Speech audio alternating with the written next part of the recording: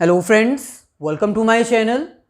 आज हम डिस्कस करेंगे अकाउंटिंग में यूज़ की जाने वाली कुछ ऐसी बेसिक टर्म्स के बारे में जिसको अंडरस्टैंड करना आपके लिए इंपॉर्टेंट है। बेसिक टर्म्स इन अकाउंटिंग का ये हमारे पास सेकंड पार्ट है। फर्स्ट पार्ट जिसमें हमने फर्स्ट 5 इंपॉर्टेंट टर्म्स को अंडरस्टैंड किया था वो ऑलरेडी अपलोड कर दी गई है। अगर वो वीडियोस आपने नहीं देखी तो सभी वीडियोस जो अब तक अपलोड की गई हैं अकाउंटिंग के रिगार्डिंग, उनका लिंक डिस्क्रिप्शन में गिवन है, आप जाकर देख सकते हैं।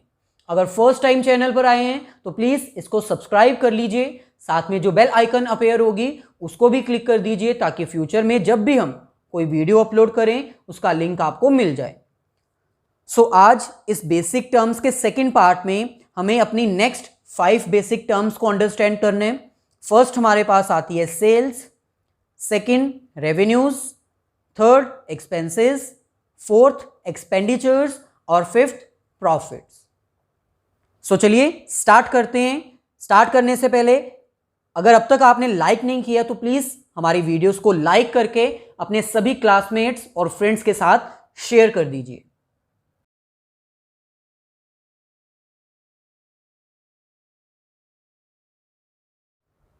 यहां पर फर्स्ट बेसिक टर्म हमारे पास आती है सेल्स। सेल्स क्या होता है? बिजनेस का टोटल रेवेन्यू जो कि उसको जनरेट होता है after selling their goods and services in the market. एक बिजनेस जिस भी प्रोडक्ट और सर्विसेज में डील करता है, जब उन प्रोडक्ट्स एंड सर्विसेज को मार्केट में सेल किया जाता है और सेल करने के बाद जो इनकम जनरेट होती है उसको हम क्या बोलते हैं? सेल्स। यहां पर हमें कह रहे हैं total revenue generated to the business by selling their goods and services in the market is known as sales.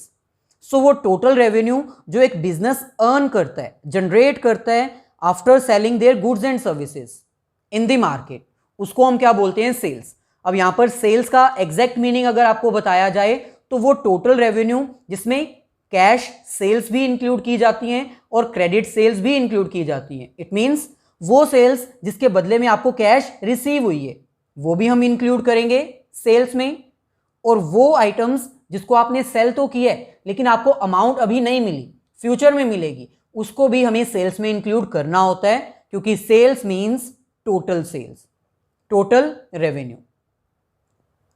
Next हमारे पास आता है रेवेन्यूज। रेवेन्यूज क्या होते हैं? वो टोटल इनकम जो एक बिजनेस जनरेट करता है आफ्टर परफॉर्मिंग वेरियस एक्टिविटीज।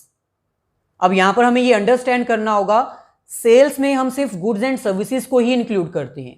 एक बिजनेस जिस भी प्रोडक्ट में डील करता है, जिसमें सर्विसेज में डील करता है, जब वो अपनी गुड्स एंड सर्विसेज मार्केट में सेल करके इनकम जनरेट करता है उसको हम सेल्स बोलते हैं। जबकि रेवेन्यू में हम टोटल इनकम इंक्लूड करते हैं, इसमें गुड्स एंड सर्विसेज भी आ जाती हैं और अदर इनकम्स भी आ जाती हैं, क्योंकि कई बार बिजनेस को कोई दूसरे सोर्सेज से इनकम भी जनरेट हो सकती है, जैसे कि commission received, interest received, dividend received, royalty received, rent received. ये वो सारी इनकम्स हैं जो अदर सोर्सेज से एक बिजनेस को जनरेट होती है। सेल्स में हम सिर्फ और सिर्फ गुड्स एंड सर्विसेज को इंक्लूड करते हैं, उनसे जनरेट होने वाली इनकम को इंक्लूड करते हैं।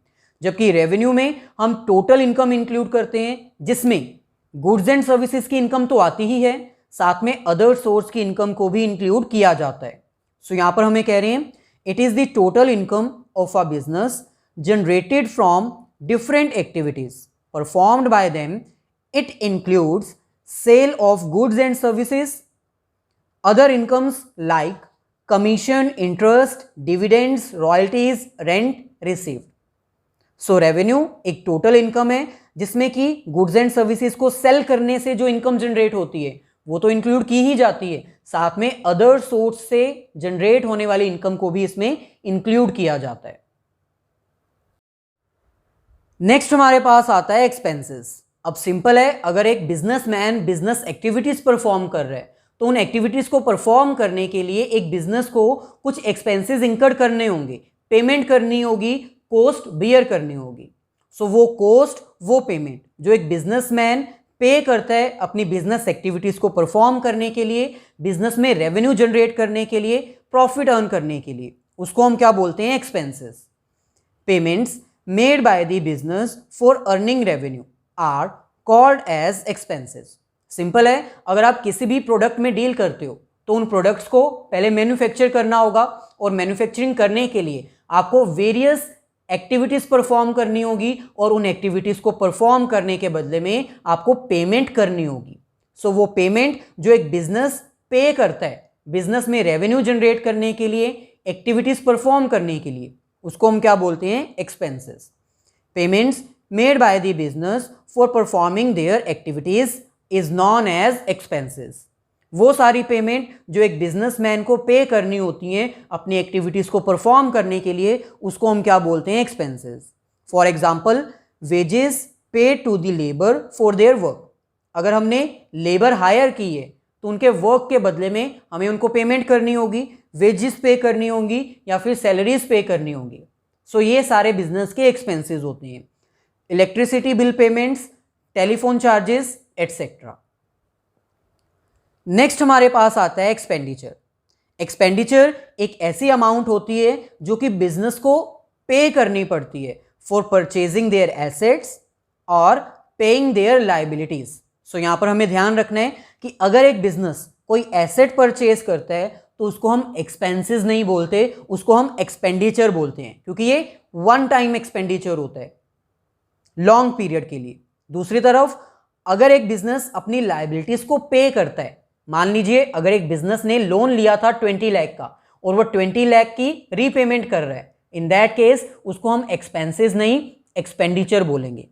और एक्सपेंडिचर को बेसिकली हम 2 टाइप्स में डिवाइड कर सकते हैं, revenue expenditure and capital expenditure. Revenue expenditure वो एक्सपेंडिचर्स होते हैं जो करंट पीरियड से बिलोंग करते हैं, यानी ऐसे एक्सपेंडिचर जो करंट पीरियड में ही हमें पे करने होते हैं विद इन 1 ईयर, उसको हम बोलते हैं रेवेन्यू एक्सपेंडिचर। और ये रेकरिंग इन नेचर होते हैं, इट मीन्स ये कॉन्टिन्यूसली हमें पे करने होते हैं। दूसरी तरफ कैपिटल एक्सपेंडिचर्स वो एक्सपेंडिचर्स होते हैं जो कि फ्यूचर पीरियड के लिए होते हैं, जिसको हम फ्यूचर में पे करते हैं, फ्यूचर में यूज करते हैं। So expenses related to the current period is called as revenue expenditure, और expenses related to current as well as future period is called as capital expenditures. So अगर डिफरेंस की बात की जाए एक्सपेंसेस और एक्सपेंडिचर में, बेसिक डिफरेंस क्या है? एक्सपेंसेस एक ऐसी अमाउंट होती है जो कि बेसिकली करंट ईयर से बिलोंग की जाती है, रेकरिंग इन नेचर होती है, कॉन्टिन्यूसली हमें पे करनी होती है, जबकि एक्सपेंडिचर वन टाइम पेमेंट होती है और ये फ्यूचर से भी बिलोंग करती है, रेकरिंग नहीं होती। सो नेक्स्ट हमारे पास आता है प्रॉफिट। बिजनेस में प्रॉफिट अर्न करना एक मेन मोटिव होता है और हर एक बिजनेस प्रॉफिट अर्न करने के लिए ही एग्जिस्ट करता है। So profit is the difference between the revenue and expenses. Business को रन करने के लिए जो एक्टिविटीज आप परफॉर्म करते हो उसमें आपको एक्सपेंसेस बियर करने होते हैं, और एक्सपेंसेस बियर करने के बाद जो प्रोडक्ट्स एंड सर्विसेज आप मार्केट में सेल करते हो उससे आपको क्या मिलती है? रेवेन्यू। इन दोनों का डिफरेंस जो होता है वो हमारे पास होता है प्रॉफिट या फिर लॉस। प्रॉफिट कब होगा? जब हमारा रेवेन्यू ज़्यादा है एज कंपेयर टू एक्सपेंसेस, और लॉस कब होगा बिजनेस को? जब उसके एक्सपेंसेस ज़्यादा हैं as compare to revenue. So profit it is an excess of revenue over the expenses related to a particular period. एक पर्टिकुलर पीरियड से बिलोंग करते हुए एक्सपेंसेस और उसी पर्टिकुलर पीरियड से बिलोंग करते हुए रेवेन्यू के डिफरेंस को जब हम मेजर करते हैं और इस मेजरमेंट में रेवेन्यू ज़्यादा होते हैं और expenses come, at that time उसको हम क्या बोलते हैं? प्रॉफिट। सो ये था हमारा आज का कॉन्सेप्ट जिसमें हमने अपने 5 नेक्स्ट बेसिक टर्म्स को अंडरस्टैंड किया। अगर वीडियो अच्छी लगी है तो प्लीज़ इसको अपने सभी फ्रेंड्स के साथ शेयर कीजिए, लाइक करना ना भूलें। अगर कोई क्वेश्चन है तो कमेंट करके पूछ सकते हैं, या फिर हमारे इंस्टाग्राम आईडी जोली कोचिंग पर भी आप पूछ सकते हैं।